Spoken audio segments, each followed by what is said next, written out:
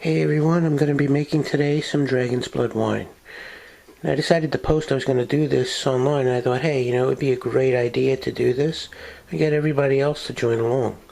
So I posted something in a winemaking forum and on my blog and, a couple of other places I go to. And I said, hey, I'm going to be doing this. Why don't we all do it together and, everybody jump right in and, we could have like our own like virtual wine making party. So that's what we're doing. And so to get started, I have a mesh bag in here that I'm soaking in my Be Bright solution. I'm going to be rinsing that really well to put the fruit in for the Dragon's Blood wine. And I wanted to show you guys this lemon juice. Now, some of the recipes online call for 2 48-ounce bottles of lemon juice. Some of them say 1 48-ounce bottle. What I was able to find in the local store is these 32-ounce bottles. Alright, so what I'm going to do is, since the recipes are so varied, I'm going to be putting in 2 32-ounce bottles.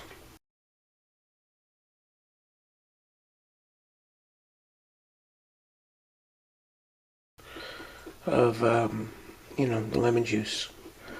It should be someplace in between the 1 48-ounce bottle and the 2 48-ounce bottles. Alright, so that's what I'm doing. I'm soaking this. I'm going to rinse that off and make sure it's really nice and clean. I'm going to clean everything up and I'm going to get started. Alright, to start off with, we need 6 pounds of frozen fruit. Now, Dave's instructions was to get 6 pounds of the fruit blend that was blackberries, raspberries, and blueberries. I couldn't find one of those without strawberries in it, so what I did is I got some blackberries that I grew, and I added some of the black raspberries that I grew to that. Then I went out and bought some more red raspberries and some blueberries. I'm going to make my own blend. So I'm going to try to get somewhere around 6 pounds of fruit. I'm going to put it into this, bucket that I put the mesh bag in, and I'm going to try to get that to thaw out first. So that's what I'm doing now. I'm going to be putting all of the fruit in there. Alright, so now all of my fruit is in a 5-gallon bucket. I'm going to get a lid to put on top of it, and just to get it to thaw out. And there we have it. There's our fruit, frozen. Take a closer look. And this is fun. Cool. Alright, so the first thing that we're doing is I'm going to be putting in 2 of these lemon juices into... first thing I'm doing is making sure the spigot is off on the side of the bucket. Then I'm pouring in the lemon juices. 1. Wow, this smells really lemony. Okay. 2. Alright, that's 2 lemon juices. The next thing he says to add is your 20 cups of sugar. 20 cups of sugar is 10 pounds of sugar. So sugar conveniently comes in 4-pound things. Used to be 5-pound things. You could get 10 pounds with 2 bags, but I think since it comes in 4-pound bags, I had to buy 3 of them. That gives me 12 pounds. So I'm going to be adding a little bit more than 10 pounds. Now, what does that mean? That means my alcohol level is going to be higher because the yeast is going to turn the sugar into alcohol. Alright, so I got 1 thing of sugar.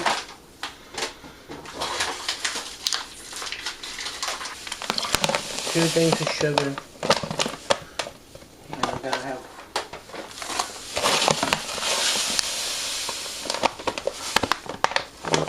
3 things of sugar, 12 pounds of sugar. So I'm going to do this a little bit more higher alcohol. Alright, and I'm going to stir that up.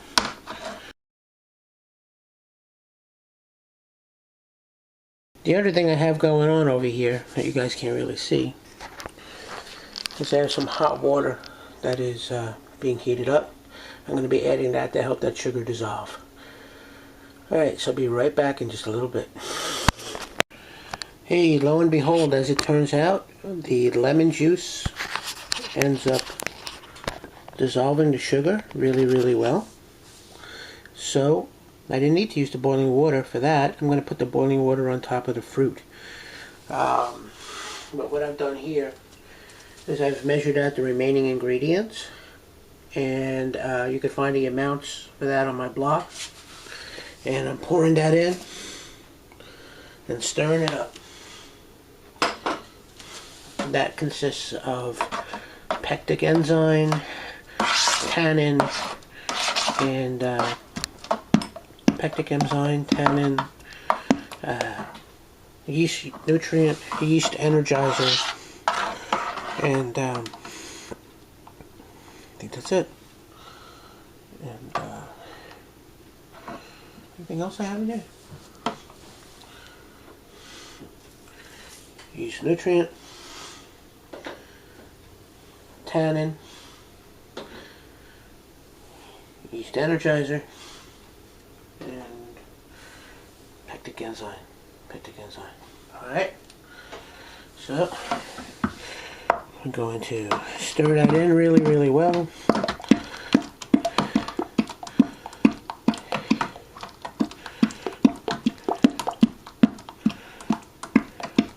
Alright, pretty cool. I'm going to keep stirring for a little bit, and I'll be right back. Alright, so what I've done at this point is I've added some water to that, and I've stirred it up. It's not up to the 6-gallon mark yet, but what I'm going to do, I'm going to take my boiling water. This isn't in the book or in his instructions. I'm going to take the boiling water and throw it on top of the fruit. I tend to like to do that because it helps bring out the color. So it's also going to help this to thaw a bit.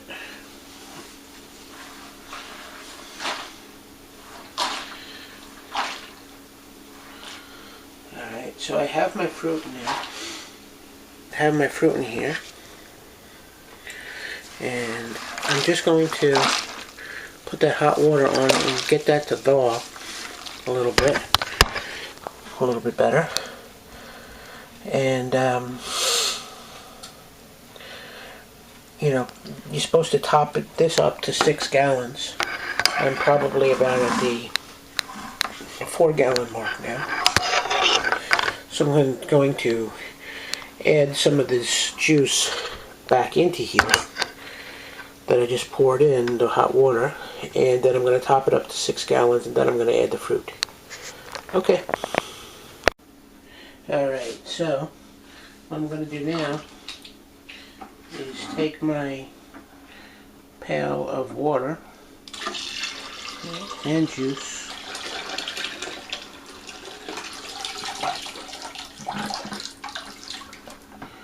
pour it in,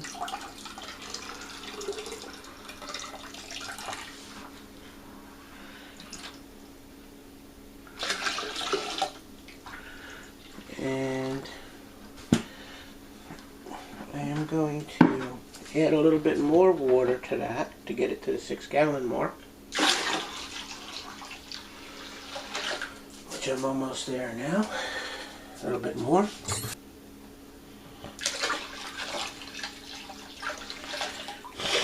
That's a little bit around 6 gallons.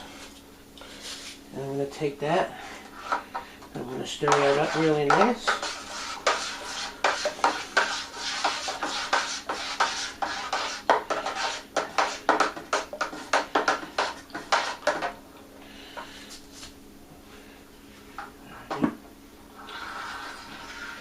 take my bag and add it. And pour in any remaining juice.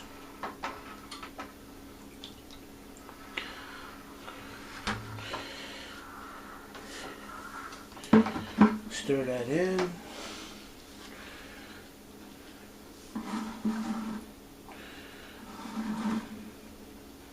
I'm going to take this bag here. I'm going to squeeze it a couple times.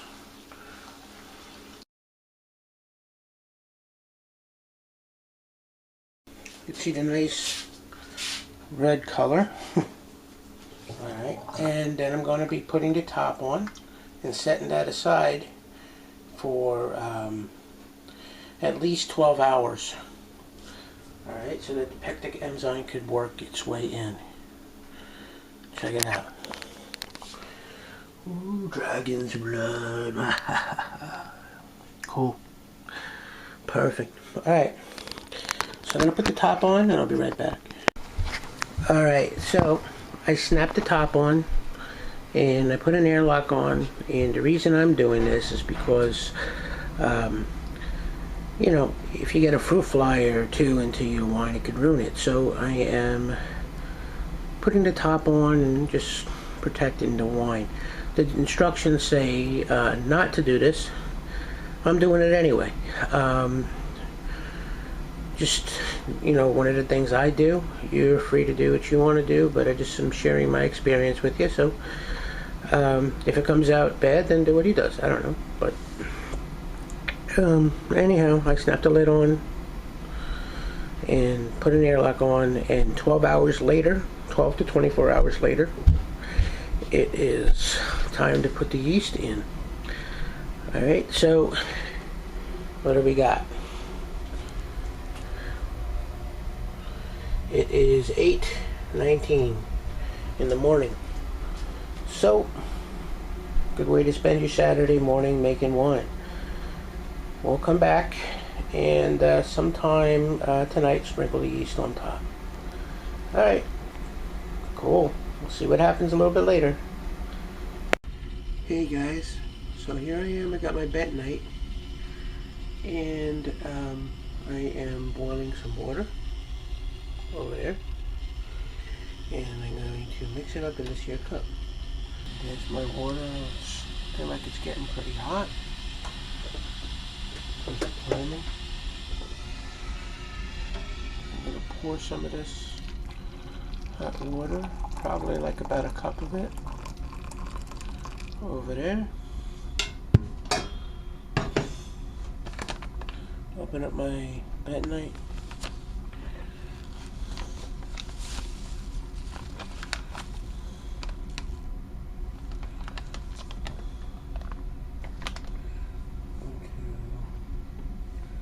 Grab some of this.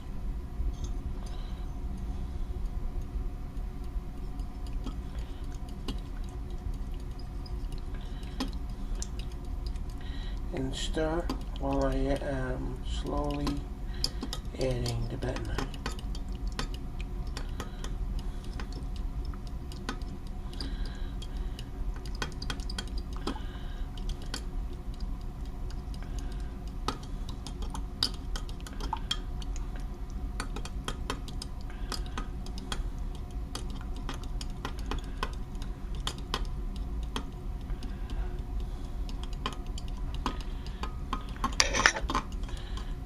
So you see I have kind of like a gray clay in this water, and if you do it like that, it dissolves nice, and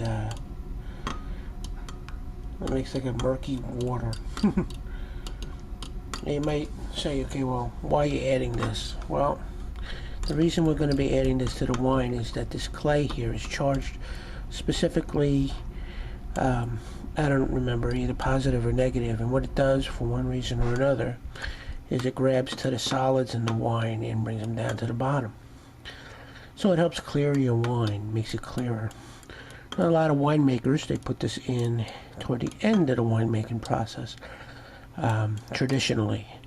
But what I think a lot of folks have found is that if they put this in at the very beginning, as the yeast is, they call it boiling the must. Well, while the yeast is doing its fermentation, what happens is the bentonite moves around in the wine, and as it's doing that, as it's fermenting, it's actually clearing as it's fermenting. That's why a lot of wine kits put this stuff in at the very beginning of the process, and we're going to do something very similar here. So I think that this is pretty good as far as a bunch of bentonite that is done, and I'm going to get set up to add that, and then I'm going to get my yeast out. So we're good to go. Catch you in a second. Alright, so just for fun, I decided to throw my hydrometer in here to get a reading, an initial reading, and I'm at 1.090, which is a pretty good place to be, I think. And that was with 12 pounds of sugar. Okay, 1.090. That should roughly give me like a 12% wine when we're done. Maybe a little bit more because there's sugars in the fruit still. So if I end up around 13%, that'd be pretty cool. And that's what I'm looking for. So what I notice is that the juice is a little high on this, so I'm a little concerned with this blowing out the airlock that I'm putting on top. So I might have to, at some point, take some of this juice out and reserve it, or move it over after the fermentation has started to another container. Alright, so I'm going to get ready to put the yeast in. Actually, first, I'm going to be putting the bentonite in. So, we'll be right back. Alright, so I have my cup of bentonite, and I am going to put this into the wine, stir it in,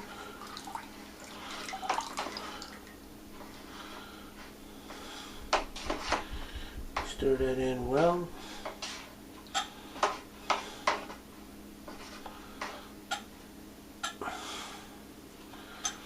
Then after I do that,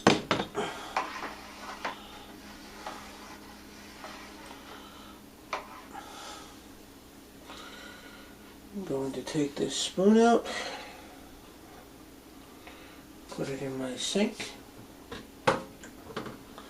Alright, now I'm going to take my wine yeast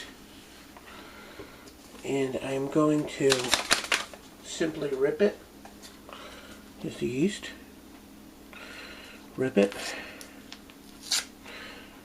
and I'm going to just sprinkle it on top.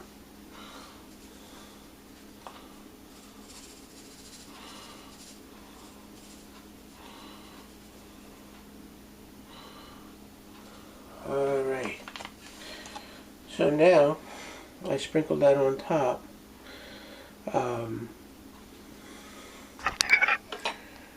You can see that I'm not stirring it in, I'm just sprinkling it on top like that. And you can see how high up we are on this, so I'm a little bit concerned about that. The directions say to fill up the water to 6 gallons and then put the fruit in. And with the fruit in, it made the level go up pretty high. So I guess the next time I make this one, I'm probably going to put in a little bit less water so it's not so high. What I will do is I will monitor it and see if we go through bubble out over this. The last thing I want to do is make a mess all over the place. But what I'll do if that happens is I'll transfer some of this wine into a gallon jug just so that it doesn't do it, and I'll reintroduce it later. So Okay, so at this point, I'm just going to snap the lid back on.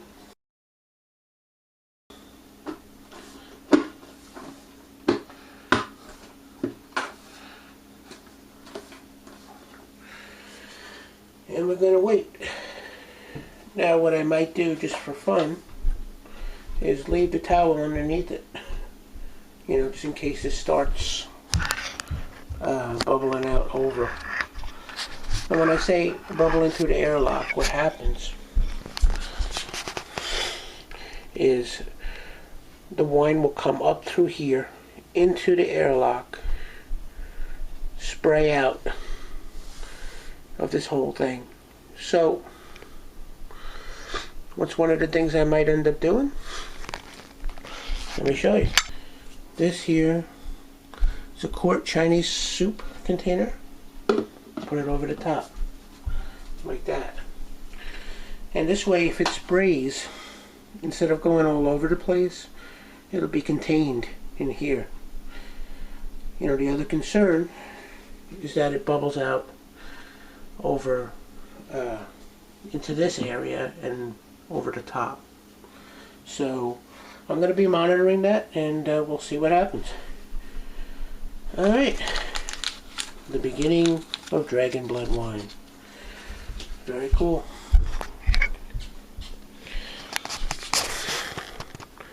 That's my setup. And we'll take it from there. Definitely check back to see the next step.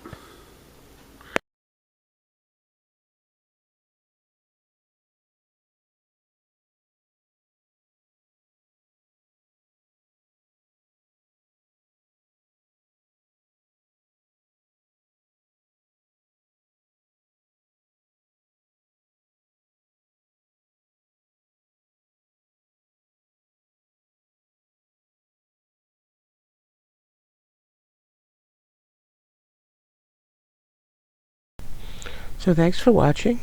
Please subscribe to my video channel here on YouTube, and check out my blog at www.cooking-italian-recipes.com for great Italian recipes, tips on organic gardening, winemaking, and herbalism, and all other kind of fun stuff that I'm into.